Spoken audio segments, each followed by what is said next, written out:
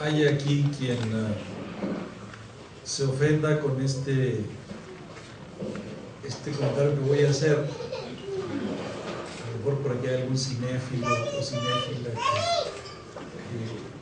que sea admirador o admiradora del personaje que voy a mencionar, pero la verdad es que me siento como el octavo marido de Elizabeth Taylor en su noche de bodas.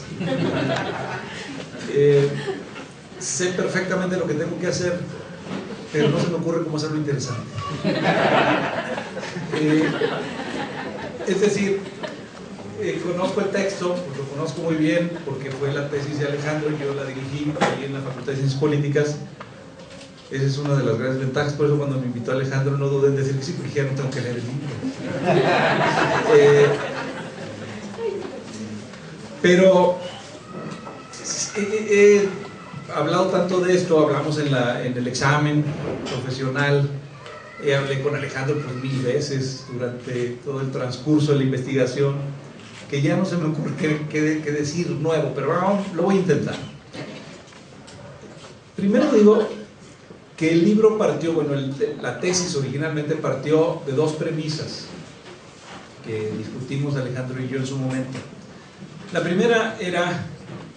que una transición democrática presupone pasar de un régimen excluyente a un régimen incluyente, y que en México habíamos pasado de un régimen que excluía a todos menos al PRI a un régimen que incluía a todos menos al PRD, por decirlo retóricamente, pues, ¿no? Que había pues una transición interrumpida, inconclusa, trunca, precisamente porque no había la percepción, y no se nos olvide que en política lo que parece es, no había la percepción generalizada de que la izquierda estaba incluida en ese nuevo arreglo que se hizo sobre las rodillas, por cierto, de la transición.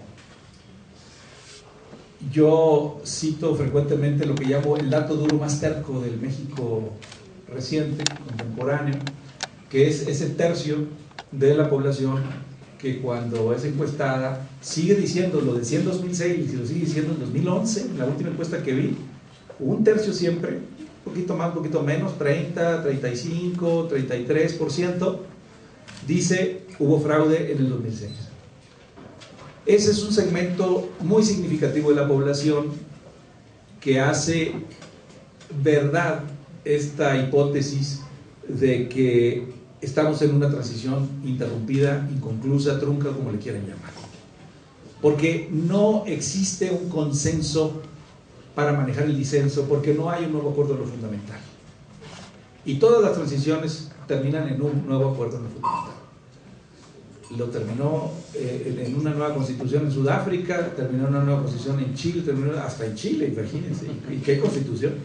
En todos lados terminan las transiciones, en España no se diga, con un nuevo acuerdo en lo fundamental, que ahí sí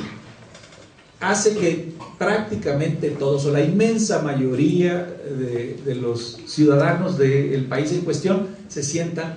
incluidos, se sientan parte de ese acuerdo. Esa fue la primera premisa. Y la segunda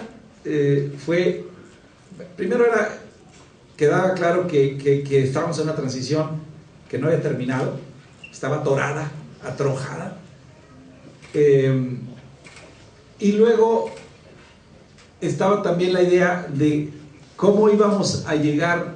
a desatorarla, o cuál sería el punto, cuál sería el criterio para medir su conclusión.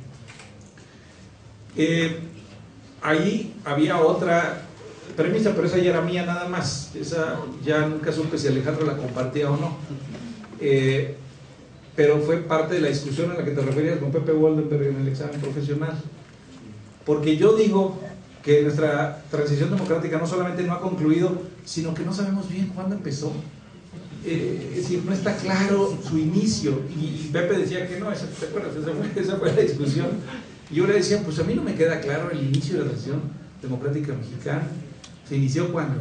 en 68, se inició en 88, se inició en 77, ¿cuándo se inició?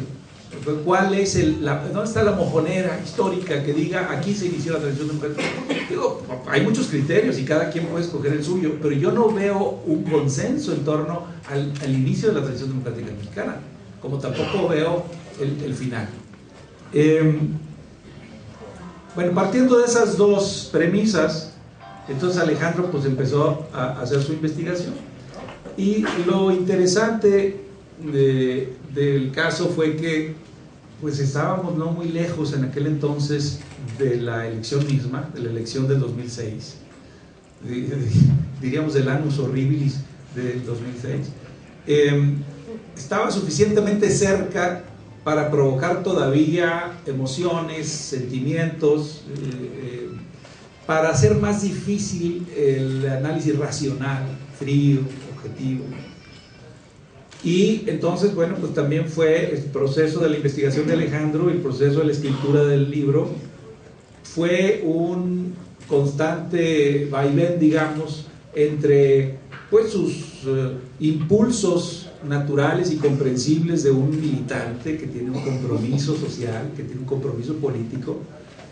y el estudiante de ciencias políticas que tenía que hacer una tesis, pues